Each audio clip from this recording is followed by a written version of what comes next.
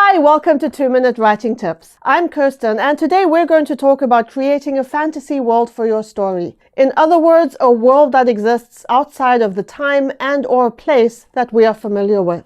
One of the reasons I love writing in the sci-fi fantasy genre is that creating the world for it is so much fun. You get to make up everything about this world, but having so much creative free rein can be overwhelming unless you have a process for doing it. Any world that you create has two broad components to it: the physical layout and appearance, and the rules and norms that govern how things work there. My recommendation is to start with what the place physically is and what it looks like.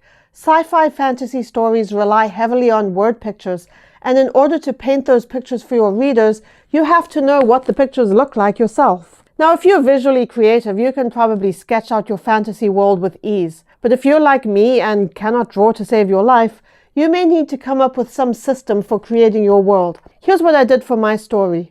It's a time travel story, and my world is a cluster of islands. To create the islands, I took a large sheet of paper and laid it out on the table. Then I dipped my hand in a bowl of water, don't laugh at me, and I flicked my wet fingers onto the sheet of paper. After that, I took a marker and traced around the water splashes, and voila, I had my cluster of islands. A simple approach, but it worked.